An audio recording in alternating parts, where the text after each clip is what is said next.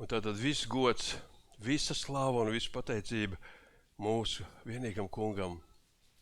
Viņš ir cienīgs saņemt šo, jo patiešām viņš pilda mūsu sirdis ar savu mīlestību, ar savu prieku. Mūsu sirds ir pilns pateicības, jo viņš ir devis mums visdārgāko. Viņš ir devis mūsu sirdis pildījis ar mīlestību un devis mūžīgu dzīvību kopā ar viņu. Un šodien mēs baudīsim svēto vakarēdienu. Un gatavojoties šim svētajam brīdim, es vēlos ar jums kopā pārdomāt kādu personu, kura ir Bībelē, viņa ir tīta lielā noslēpumā. Jā, Bībelē ir arī tādas personas. Kā jums liekas, kur ir persona visnoslēpumainākā Bībelē?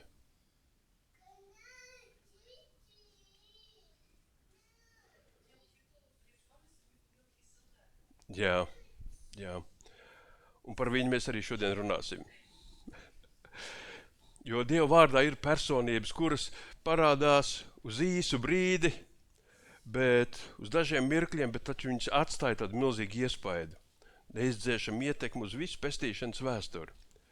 Un viens no šādiem cilvēkiem ir Melhisedeks. Un mēs lasām vēstulē ebrejiem 6. nodaļā 20. pantā, tur par Jēzu ir teikt šādi vārdi. Kur Jēzus par mums iegājis, tas ir vissvētākajā vietā, kā ceļvedis, kļūdams uz mūžiem par augsto priesteri pēc Melhisedeka kārtas.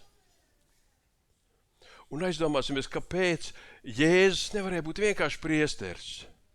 Kādu cilvēki jau pazina vecajā derībā, kāpēc viņš nevarēja piederēt pie Ārona dzimtas, bet būt kaut kādā ziņā labāks, kaut kādā pilnīgāks par pārējiem priesteriem. Kāpēc? Tāpēc, ka ar cilvēcisku, laicīgu un mirstīgu priesterību nepietika, lai izglābtu mūsu dvēseles. Jēzum bija vajadzīga cita veida priesterība, tāda, kas ir pārāka, kas ir ķēnišķa un kas pastāv mūžīgi. Un tieši Melhisedeks ir tas pravietiskais prototips, kurš bija jau 2000 pirms Kristus. Un viņš precīzi parādīja šo Jēzus unikālo misiju, ko Jēzus darīja. Un starp citu, kad interesanti, ka Dievs jau iepriekš atklāja, ko un kā viņš darīs. Un it īpaši attiecībā uz Kristu. Un arī pats Kristus viņš saka par sevi, Jāņa evaņģēlijā 5. nodaļā no 39. panta, viņš saka, jūs pētiet rakstus, jo jums šķiet, ka tajos ir dzīvība, mūžīgā dzīvība, un tie ir, kas dod liecību par mani. Bet jūs negribat nākt pie manis, lai iegūtu dzīvību. Un patiešām rakstos ir šī dzīvība, mēs to varam atrast, bet tas ir Jēzus. Jēzus ir tas, ko mēs tur atrodam, un tad, kad mēs pie viņa nākam, tad mēs šo dzīvību atrodam, iegūstam. Bet kas tad bija šis Melhisedeks? Par viņu mēs varam lasīt 1. Mūzes grāmatā, 14. nodaļā, no 18. panta, un tur ir stāsts par Ābramu. Viņš ir tikko atgriezies no smagas kaujas, kurā viņš ir uzvarējis 4 ķēniņus, izglābis savu brāļa dēlu Latu. Viņš ir fiziski noguris, bet pilns uzvaras, un pēkšņi viņam ceļā stājās tāds neparasts vīrs. Un kā tur ir rakstīts, un Melhisedeks, Salemas ķēniņš, iznesa vīnu un maizi. Viņš bija visaugstā Dieva priesteris. Viņš to svētīja un sacīja, lai svētī Ābramu visaugstais, kas radījis debesis un zemi. Un slavēts, lai ir visaugstais Dievs, kas tavus ienaidniekus devis tavās rokās. Un Ābrams deva tam 10. tiesu no visu, kas tam piederēja. Un lai gan šie tādi daži īsi panti, tie ir pārpilni ar svarīgu pravietisku vēstījumu. Tie atklāja patiesību, kas ir daudz pārāka par pašu Ābrahāmu. Jo Bībelē darbojas princips, ka lielākais svētī mazāko. Un šajā Melhisedeka tēlā ir tik daudz pravietisko līdzību ar Jēzu, ka daži teologi pat ir domājuši, ka šī bija paša Kristus, parādīšanās vecajā derībā. Tomēr raksti rāda, ka viņš bija vēsturisks cilvēks, pravietisks Jēzus attēls. Un mēs apskatīsim dažas tādas zīmīgas paralēles. Vārda un vietas nozīme. Vārds Melhisedeks nozīmē taisnības ķēniņš. Un tajā pašā laikā viņš ir valdnieks vietā ar nosaukumu Salema, kas tulkojumā nozīmē miers. Padomājiet par to, taisnības un miera ķēniņš. Mūsu pasaule šodien izmisīgi mēģina panākt mieru, ignorējot taisnību, taču tas nav iespējams. Pilnīga taisnība un patiesas miers sastopas un savienojas tikai vienā personā – Jēzu Kristu. Viņš ir taisnības un miera ķēniņš. Viņam ir unikāls amats. Vecajā derībā neviens nedrīkstēja būt vienlaikus ķēniņš un vienlaikus priesteris. Tas bija tāds pilnīgi nodalīts divas līnijas, kuras nedrīkstēja pārklāties. Ķēniņš nedrīkstēja kalpot kā priesteris, un priesteris nedrīkstēja būt ķēniņš. Un vēlāk tur ķēniņš Uzsija, mēs lasām, kad viņš mēģināja patvaļīgi ieiet templī, lai veiktu priesteru pienākumus. Un Dievs viņu tūliņ pats sodīja ar spitālību. Turpretī Melhisedeks, viņš unikālā veidā apvieno abus amatus. Viņš ir gan laicīgais ķēniņš Salemā, gan garīgais starpnieks, ja priesteris. Viņš ir ķēniņš un priesteris vienlaikus. Un arī Jēzus ir mūsu ķēniņu ķēniņš un vienīgais starpnieks, augstais priesteris. Kā rakstīts Timotejam 2. nodaļā 5. pāns, jo ir viens Dievs, kā arī viens starpnieks starp Dievu un cilvēkiem, cilvēks Kristus Jēzus. Maize un vīns. Pievērsiet uzmanību, ko tieši Melhisedeks iznes nogurušajam Ābrahāmam kā priesteris. Viņš neiznes dzīvnieku asinis upurēšanai vai kaut ko tam līdzīgi. Nē, viņš iznes maizi un vīnu. Un tas ir arī tāds satriecošs un pravietisks tieši norādījums uz svēto vakarēdienu. 1000 gadu.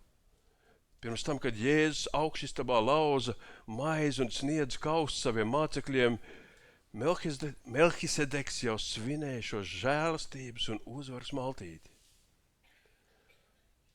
Un 10. tiesa un svētība. Ābrams, vēlāk Ābrahāms, visas Izraēla tautas ticīgo tēvs. Un viņš brīvprātīgi Melhisedekam sniedz 10. tiesu un pieņem no viņa svētību. Tas skaidri pierāda to, ka Melhisedeka priesterība ir augstāka par Ābrahamu. Līdz ar to tā ir augstāka arī par Levītu un par Āronu priesterību, kas pēc miesas vēlāk izgāja no Ābrahāma. Tas bija kaut kas augstāks.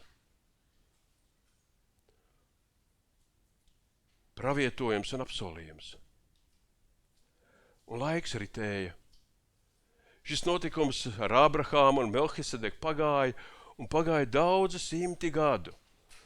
Izraēla dzīvoja saskaņā ar Mūzes bauslību, templī kalpoja Ārona, priesteri un levīti.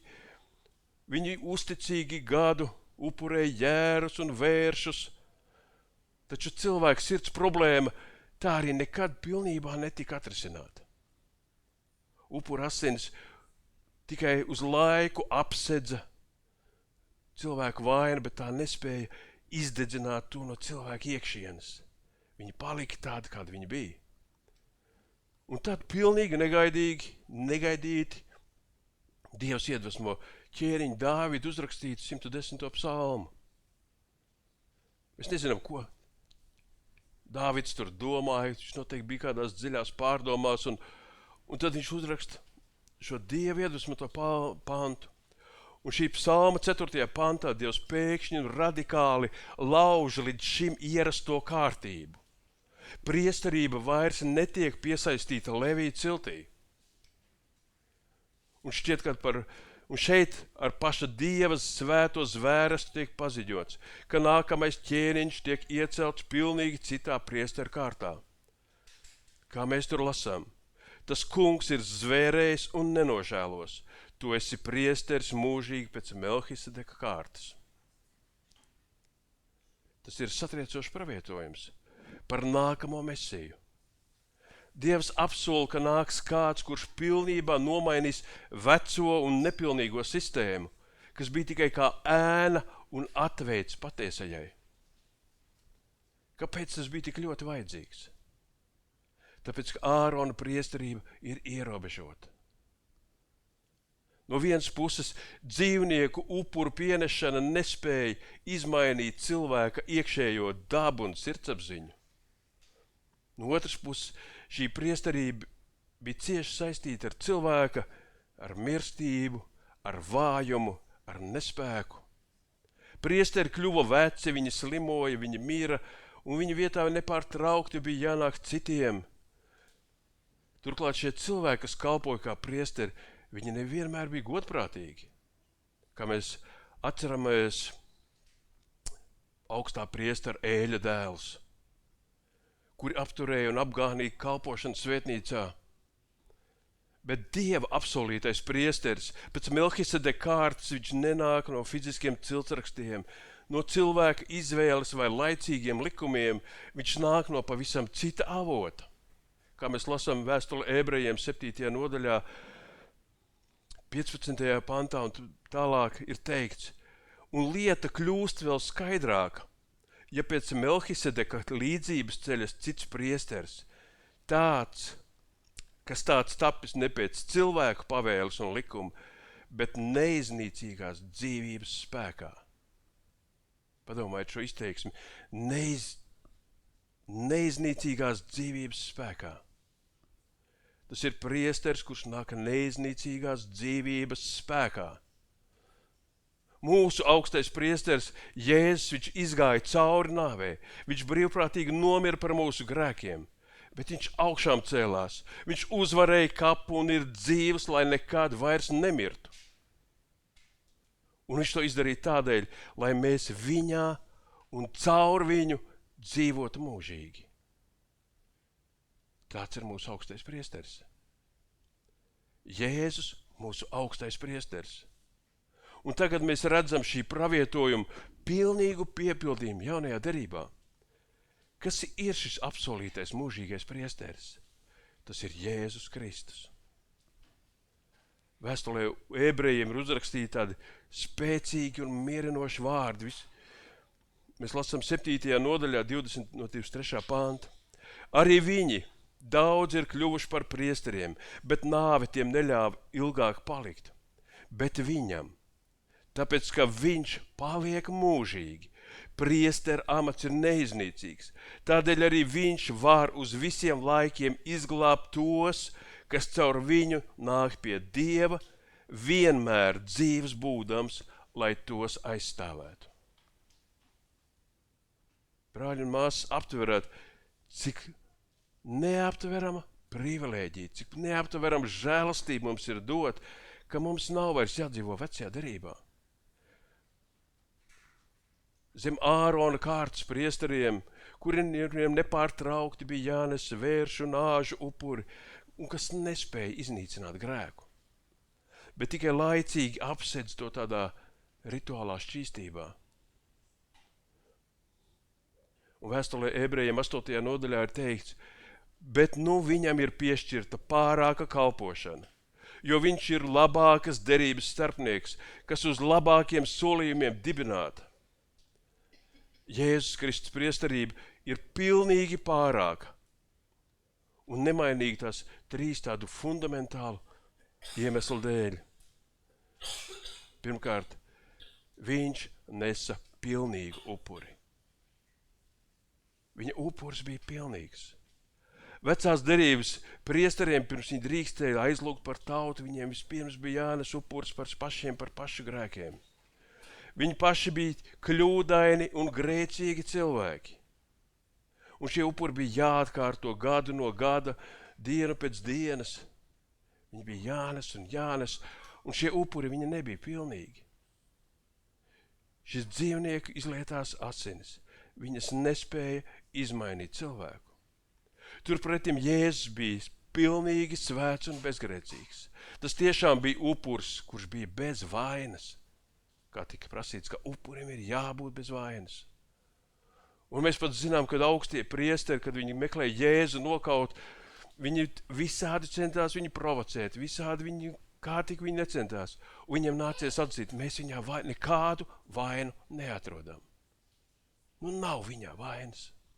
Viņš ir pilnīgi svēts un bezvainīgs, un viņš nes sevi par upuri.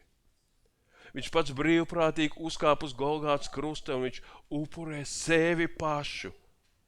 Viņš to izdara vienreiz par visām reizēm. Un ar šo pilnīgo upuri ir pilnībā samaksāts par katru tavu, par katru manu grēku, par mūsu pagātnes kļūdām, tagadnes cīņām un tiem klupieniem, kas mūs vēl gaida priekšā. Mēs varam nākt pie viņa, un šis upuris ir spēcīgs mūs mazgāt atkal un atkal tīrus. Otkārt, kā jau mēs runājām, viņa kalpošana ir pastāvīga, aizlūkšana un aizstāvība.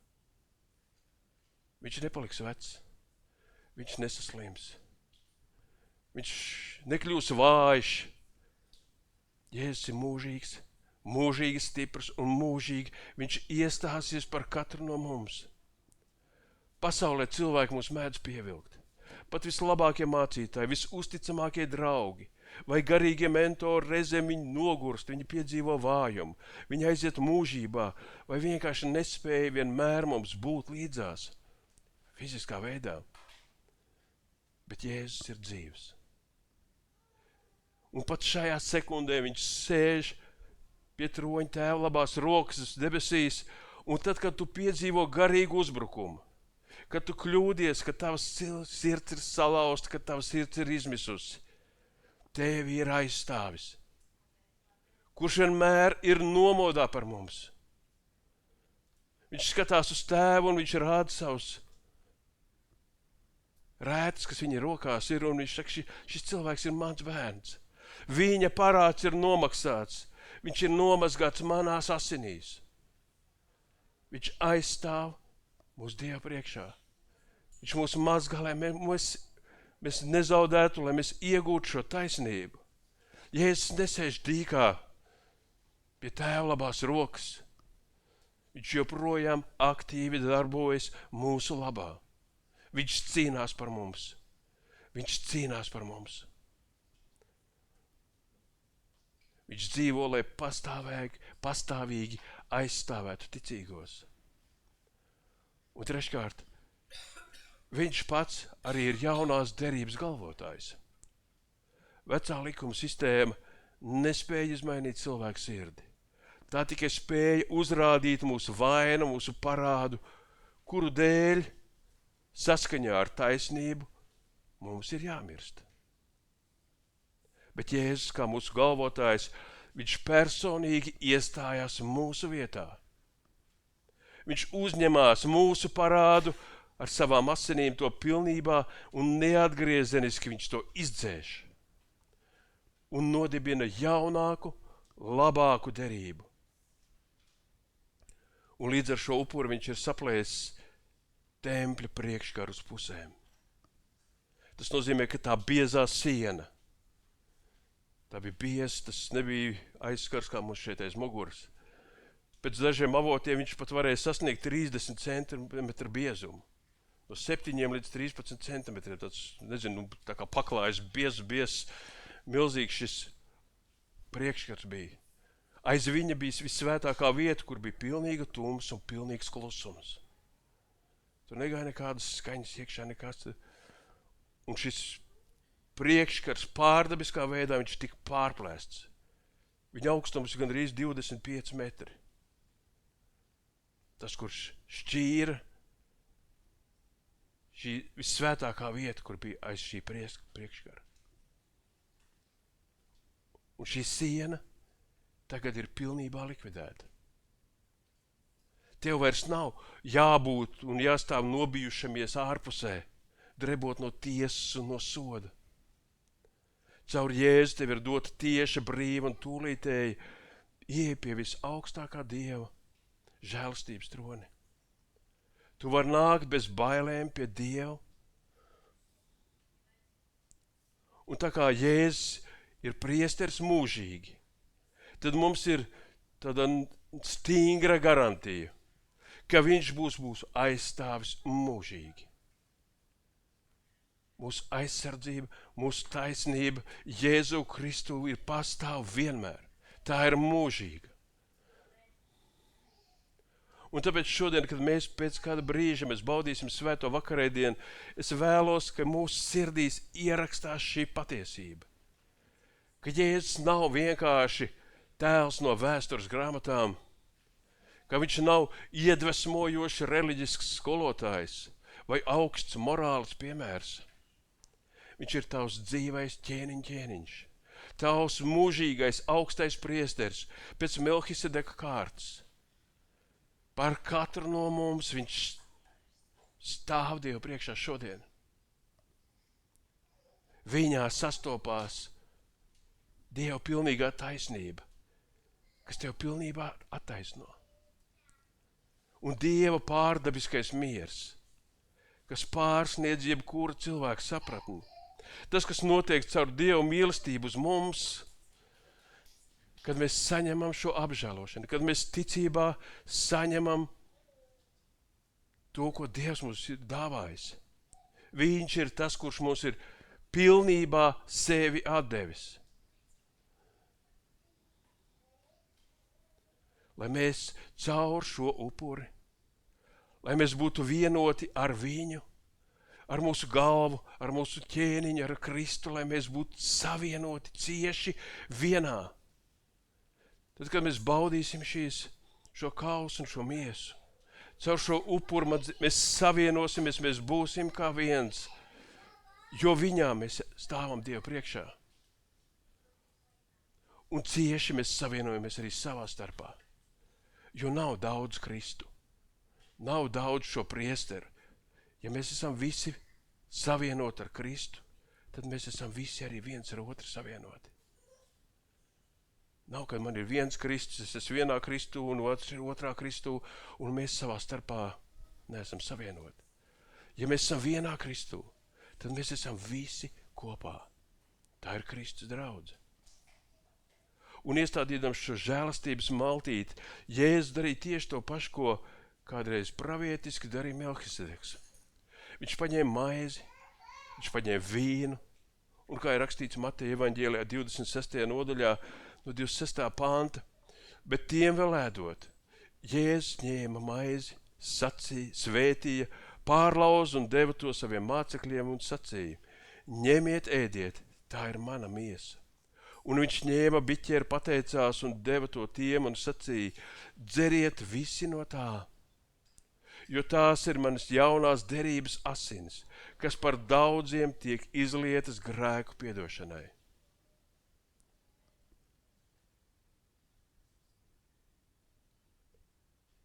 Mēs nāksim pie šī galda nevis ar bailēm vai vainas apziņu, bet ar dziļu pateicību mūsu mūžīgajiem augstajiem priesterim, kurš mūs aizstāv, mīl un ir dāvājis mums pilnīgu uzvaru un piedošanu. Ne mūsu nopelnu dēļ. Ja mūsu glābšana, mūsu pestīšana būtu atkarīga no mums, mēs to zaudētu. Mēs neesam necienīgi, neesam tik svēti, ne ar saviem darbiem, bet tikai tāpēc, ka Dievs mūs mīl. Viņš ir iestājies par mums un šķīstījis mūs savās asinīs. Amen.